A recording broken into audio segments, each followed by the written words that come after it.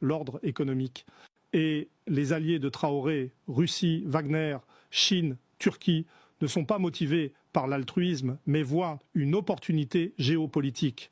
Si l'Occident perd le contrôle des ressources africaines, quelqu'un d'autre va les contrôler et ils veulent être ce quelqu'un d'autre. Donc, ils offrent à Traoré ce que l'Occident ne peut pas offrir.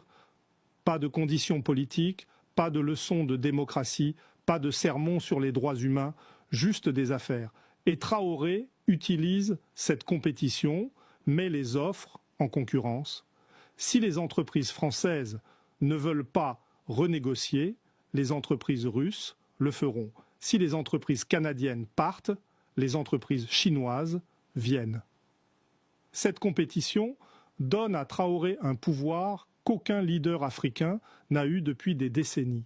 Le pouvoir de choisir, le pouvoir de dire non, le pouvoir de négocier. Et maintenant, l'effet domino. Si Traoré réussit à renégocier les contrats miniers sans être renversé ou tué, Mali regarde, Niger regarde, Guinée regarde, et il voit que c'est possible, que l'ordre économique peut être défié, que les contrats hérités de l'ère coloniale peuvent être renégociés, que la souveraineté économique n'est pas juste un slogan, mais une politique réalisable.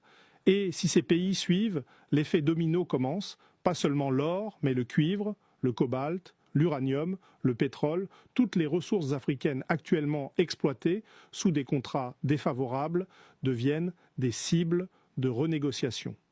Et si cela se produit à grande échelle, l'ordre économique Afrique-Occident vacille, les entreprises occidentales perdent leur accès préférentiel, les prix augmentent, les chaînes d'approvisionnement se réorganisent et l'Occident perd un avantage stratégique qu'il maintient depuis des siècles.